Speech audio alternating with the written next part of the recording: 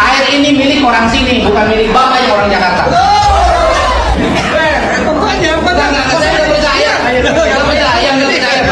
Bapak mah enak di Jakarta, dapat pendapatan miliaran tiap orang sini dapetin 1 kintal aja susah. Bapak cuma jawab, saya sanggup itu aja nggak mau, saya nggak mau. Sekarang saya mau bikin surat ke Menteri PU, nggak boleh dikeluarin izin. Assalamualaikum warahmatullahi wabarakatuh. What's up everyone, apa kabar kalian semua? Dan kali ini masih bersama saya King Cepi, dan kita akan kembali mereaksi video-video Kang Deddy Mulyadi serta lawan-lawan politiknya yang semakin hari kian memanas saja. Tentunya yang menjadi antipati Kang Deddy Mulyadi itu ya siapa lagi kalau bukan tentang Ono Surono, yang mana memang kemarin-kemarin beliau sempat kesal juga ya karena banyak sekali netizen yang menyerang karena ada beberapa anggota Dewan Provinsi Jawa Barat yang melakukan study tour ke Bali. Dan kebetulan beliau nggak ikut, tapi ya beliau yang diserang gitu ya. Itulah yang disebut orang tua itu ilmu paku, yang mana yang paling menonjol yaitu yang pasti kepukul gitu ya. Dalam pengkritikan Kang Deddy di dalam tubuh DPR kan tentunya Ono Surono ya, kita tahu sendiri Ono Surono itu ya paling depan gitu. Jadi ya akhirnya dia yang kepukul gitu, meskipun ya sebenarnya dia nggak ikut gitu tadi waktu itu.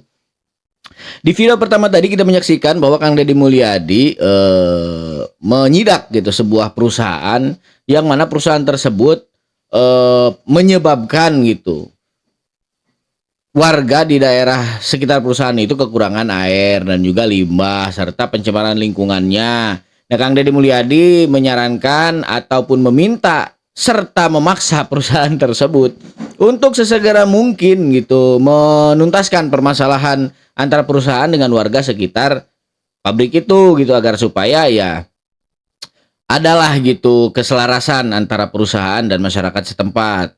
Nah, diketahui si pemilik perusahaan itu atau si direksi perusahaan itu menolak gitu apa yang nih. Karena apa? Karena ya pasti itu modalnya nggak dikit gitu. Mungkin kan perusahaan juga takut rugi ya kan. Ya tanpa mereka pikir gitu ya, masyarakat selama ini rugi itu apa kabar gitu ya. Mereka cuma bisa meraup keuntungan gitu. Sedangkan mereka mayoritas orang Jakarta yang merusak ekosistem di Bandung gitu. Yang merusak ekologi di Jawa Barat. Dan hasil kekayaannya dibawa ke Jakarta gitu. Itulah makanya sampai hari ini antara Jawa Barat dan Jakarta mulai agak kisruh ya. Terutama soal statement Pramono Anung yang menyinggung bahwa katanya banjir yang terjadi di Jakarta itu adalah kiriman dari Jawa Barat gitu. Itu kan sebetulnya statement yang kurang pas aja gitu bagi seorang Gubernur Pramono Anung, yang mana gitu permasalahan banjir di Jakarta ini kan merupakan masalah klasik yang seluruh masyarakat Indonesia jadi sudah tahu gitu. Jangan jadi Gubernur Jakarta kalau belum siap dengan penanganan banjirnya. Nah, di sini Kang Deddy juga pernah ngejelasin bahwa katanya penanganan banjir itu, penanggulangan banjir agar supaya daerah aliran sungai ini bisa normal ketika hujan besar dan tidak banjir gitu. Penanganannya per sungai itu bisa nyampe 8 triliun lebih. Itu juga mungkin yang menjadikan Gubernur Pramono Anung itu agak sedikit kaget ya, ternyata datanya segitu gitu, nominalnya sebesar itu gitu. Nah, ini kita jadi paham kan sekarang gitu, mana gubernur yang tahu tujuannya dan mana gubernur yang nyalon gubernur ya karena pengen aja gitu jadi gubernur tanpa tahu tujuannya. Nah, baik bro, apapun yang terjadi di atas sana ya kita mendukung saja ya, asalkan itu demi kebaikan. Tapi kalau harus sindir menyindir gitu kan, saling huru-hara, saling sikut satu sama lain, itu juga gua nggak nganjurin ya. Tapi semoga saja kedepannya akan bersinergi antara pemerintah DKI dan pemerintah Jawa Barat, karena DKI dan Jawa Barat ini adalah satu kesatuan sebetulnya. Terutama DKI sangat butuh sekali terhadap Provinsi Jawa Barat. Tikus berdasi, kata itulah yang mungkin pantas disematkan kepada DPR kita. Bukan tanpa alasan, ternyata DPR adalah lembaga paling korup di negeri ini. Korupsi pertama tuh di DPR, perdagangan, pembuatan undang-undang pakai bayar tuh menurut hasil penelitian tuh. Ya kalau ditanya satu-satu pasti tidak ada yang ngaku. Tapi itu hasil sigi internasional, di mana orang di luar negeri itu kalau berurusan, Bapak sulit di DPR harus bayar begini. Jadi gimana menurut Bapak Ibu? Apakah rela uang negara dihabiskan oleh tikus berdasi, sedangkan masih banyak rakyat yang lebih membutuhkan? Tulis di kolom komentar. Jadi kalau peribahasa orang Sunda ya, ini artinya kahandap ngagalaksa kaluhur leletak gitu. Jadi oknum anggota dewan ini yang selama ini menjadi tikus gitu kan di negeri ini, ketika ada investor dari luar negeri datang hendak membuka perusahaan gitu kan atau menanamkan investasi di negeri kita yang mana sebetulnya itu keuntungan gitu kan buat negeri kita. Misalkan ada asing yang membuat pabrik gitu kan, membuat sebuah PT gitu. Itu kan artinya pihak luar negeri menyediakan gitu kan lapangan kerja buat masyarakat kita, dan yang bikin warga luar itu, warga asing malas berinvestasi di Indonesia itu kan karena banyak sekali pemalakannya ya, salah satunya di DPR.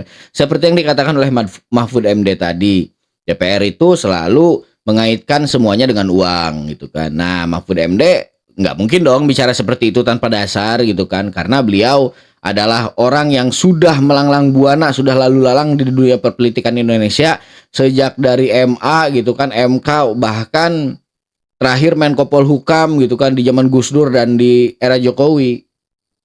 Itu kan artinya DPR ini ya ke atas ke bawah juga dia ngigit gitu kan. Ya ke masyarakat ya pastilah gitu, dia korupsi uang-uang anggaran pembangunan gitu kan, ya suap menyuap itu sudah lazim terjadi lah di DPR yang dilakukan oleh para oknum anggota DPR gitu. Sekali lagi ya di sini oknum ya, Bro.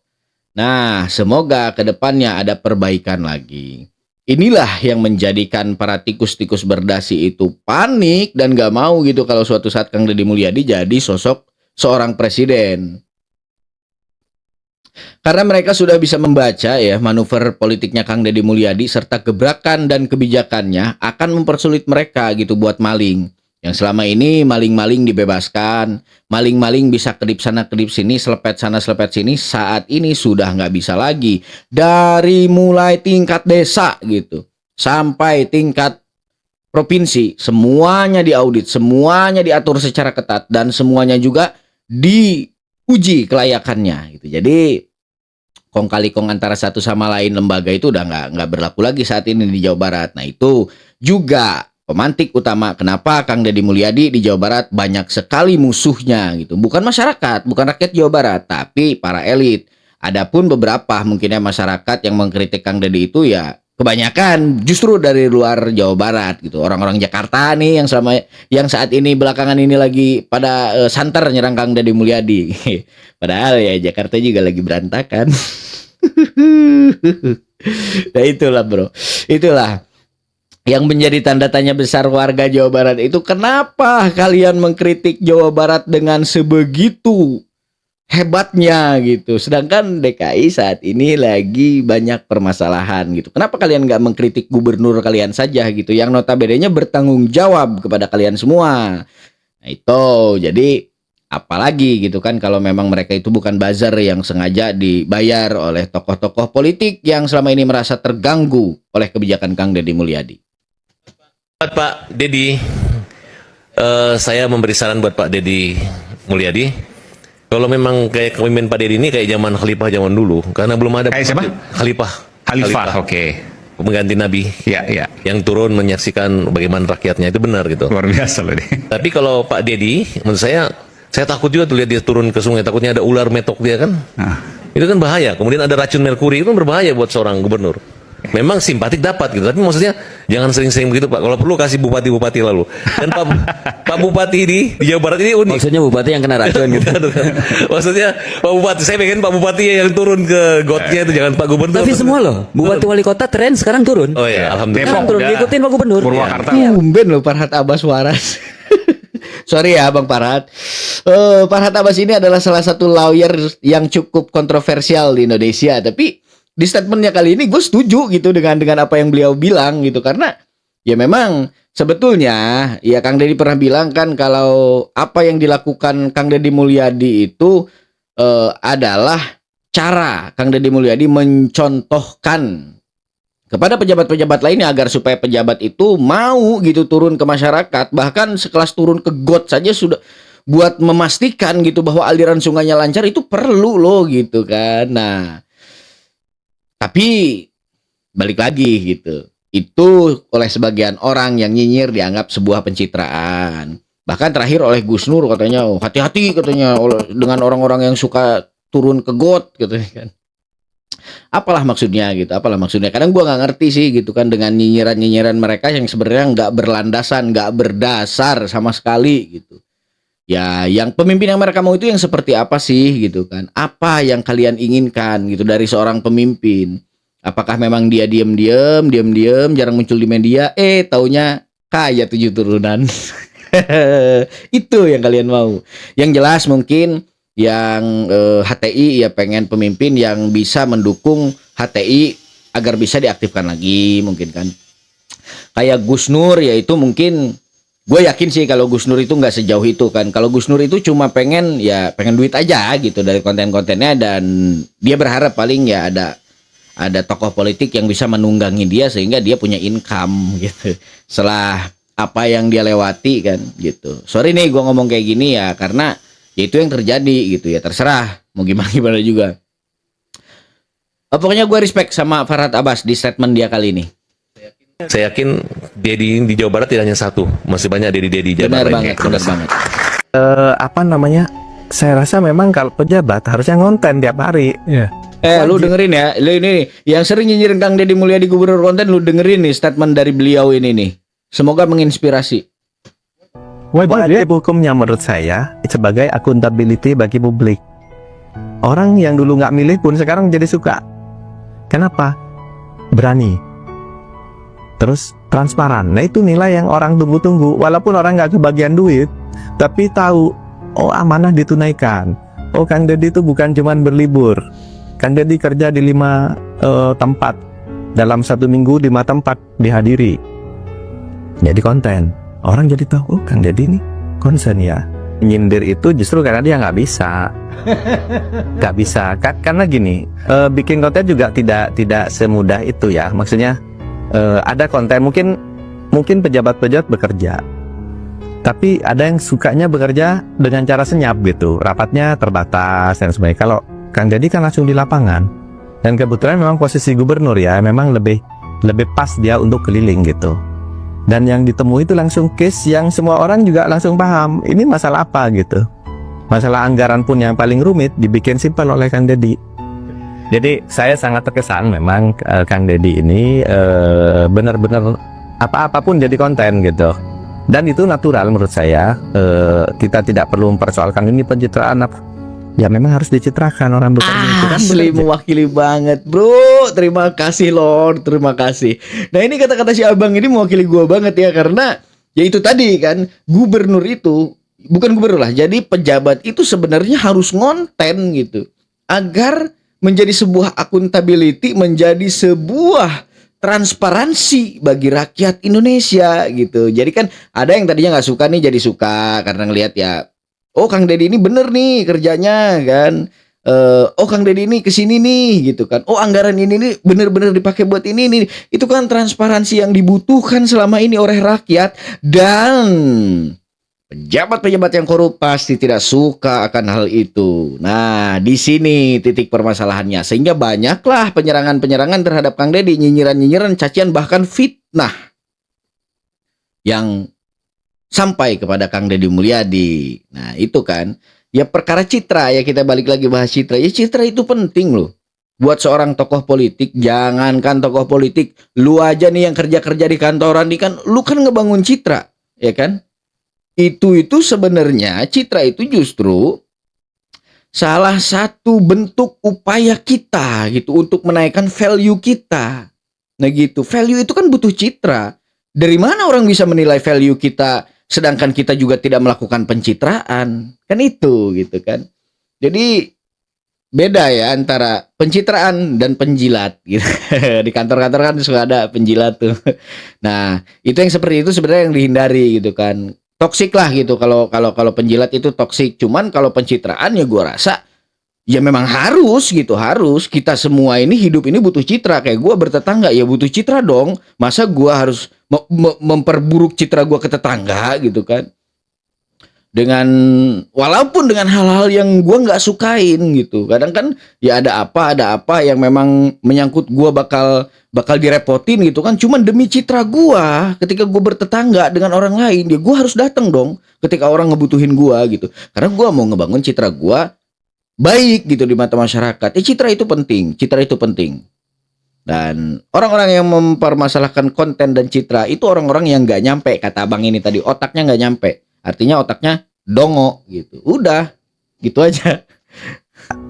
Masa kita nggak tahu beliau bekerja apa gitu, harus ditutupi. Nah, dengan adanya konten-konten ini, pertama ya kita terhibur. Kita senang ada pemimpin yang hadir. Oh, berarti Kang Deddy sehat. Kelihatan. Oh, Kang Deddy bisa marah juga loh gitu. Oh, Kang Deddy asik juga bisa joget-joget ketika Persib menang misalnya kan.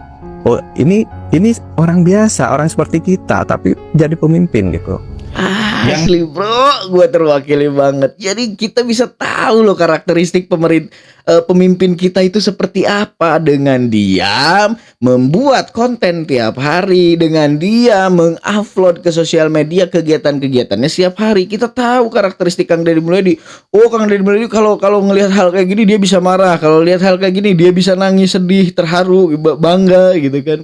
Jadi kita jadi paham loh gitu karakteristik pemimpin kita yang selama ini itu jarang banget bisa kita dapat gitu dari seorang pemimpin gitu kan, dimana pemimpin bercanda dengan rakyatnya gitu kan, dimana pemimpin itu menasehati rakyatnya kan, itu memang tugas dan kewajiban. Yaitulah tadi yang kata Pak Bang Farhad Abbas, zaman Khalifah itu seperti itu.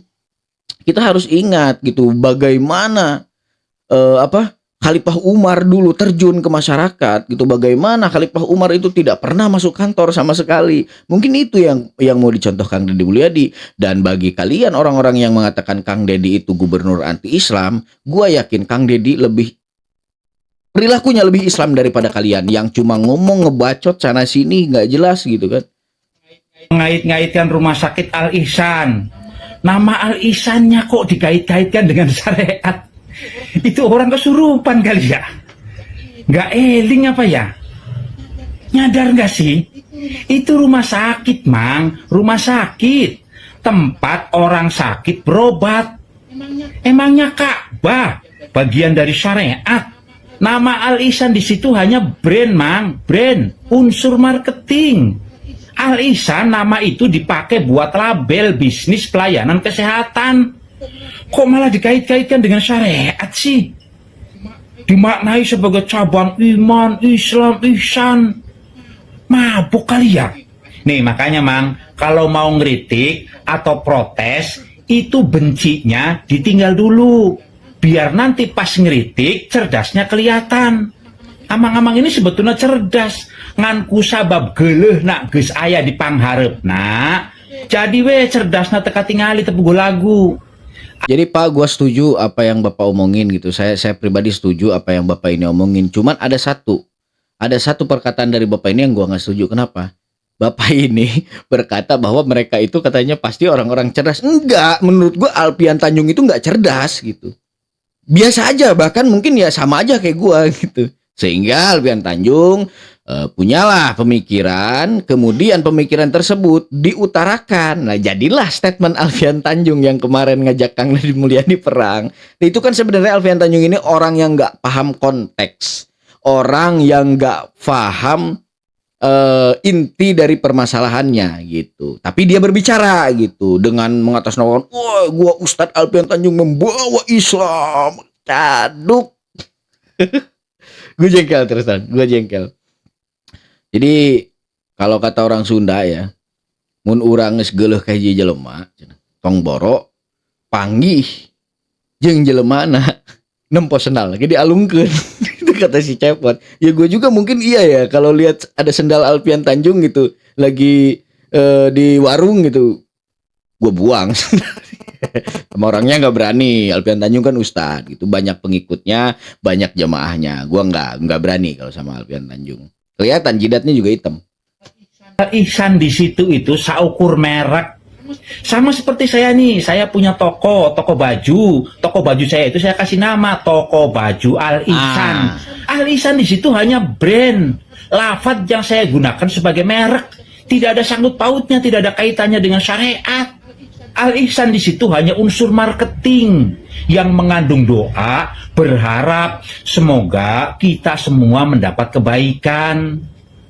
Kalau tidak suka ya boleh diprotes, Tapi jangan dikait-kaitkan dengan agama, sebab itu bukan syariat. Sing eling atuh mang nyadar ngarah tongkat tinggal di teuing geleuna. Aduh, cerdas banget, dan gue suka banget sama statement Bapak ini. Ya, satu yang gak gue suka soal katanya mengatakan bahwa mereka itu pasti orang-orang pinter. Nggak pinter menurut gue. Kalau mereka pinter, mereka paham situasi, mereka paham konteksnya, mereka paham topik apa yang sedang mereka bahas dan mereka permasalahkan itu. Jadi kalau statement Alfian Tanjung kemarin itu sama sekali nggak mencerminkan bahwa Alfian Tanjung itu orang cerdas gitu. Walaupun disertai kebencian, orang cerdas itu tidak pernah berkata di dalam keadaan sedang membenci gitu. Itu orang cerdas. Orang pintar itu nggak pernah berkata sesuai hawa nafsunya. Orang pintar selalu berkata dan berbicara sesuai fakta dan juga sesuai permasalahan. Nah, itu bro. Jadi Alfian Tanjung menurut gua nggak cerdas gitu. Tentang apa yang dikatakan Bapak ini dan disampaikan Bapak ini kepada kita semua itu banyak yang benar. Kenapa? Misalkan nih analoginya yang kata Bapak tadi gua pakai di diri gua sendiri ya. Gua punya satu usaha lah di bidang penerimaan jasa, katakanlah travel ya. Travel gue ini ya bergerak sebenarnya bukan di bidang keagamaan kayak travel yang nganterin jemaah haji gitu kan, travel yang mengelola perjalanan umroh kan. Enggak, gue misalkan wisata keliling Indonesia. Nah, dan gue kasih nama travel gue Travel Al Barokah atau Travel Al Iman gitu. Apakah dengan gue ngeganti nama Travel Al Iman itu jadi gue anti Islam? Kan enggak juga gitu. Itu sebenarnya yang harus dipahami dulu oleh mereka, baru mereka berbicara dan berstatement. Nah, ya gue yakin sih di sini ujung tombaknya ya Alfian Tanjung sebenarnya gitu, yang tiba-tiba mempermasalahkan pergantian rumah sakit Al Ihsan gitu. Kalau yang lain nih yang remeh-temeh krepek yang sedang rame saat ini juga di media sosial ya itu cuma ngikut-ngikut aja karena pengen naikin view, dan juga mereka itu ya pengen dianggap seseorang yang memiliki value lah, itu intinya mungkin. Walaupun ya pernyataan mereka keseringan ngacapruk dan tidak enak untuk didengar karena seringkali mereka mengungkapkan peribahasa-peribahasa yang berbau sarkasme gitu dan mengutarakan statement yang berupa cacian, makian, serta hujatan. Baik bro, sampai di sini dulu videonya kali ini dari gua. Semoga kalian semua bisa mengambil hikmah dari apa yang kita tonton tadi. Dan adapun kalimat dan perkataan gua yang kurang mengenakan bagi kalian, gua minta maaf ya, karena itu balik lagi, gua cuma manusia biasa. Namanya juga manusia, bukan nabi boy. Kelepak. Baik, gue King Cepi, semoga kalian semua sehat walafiat, mulus rahayu, berkah selamat. Pamit undur diri, sampai jumpa di video-video selanjutnya. Jangan lupa like, comment, dan subscribe. Assalamualaikum warahmatullahi wabarakatuh. Sampurasun, Baraya Sadayana, and bye-bye everyone.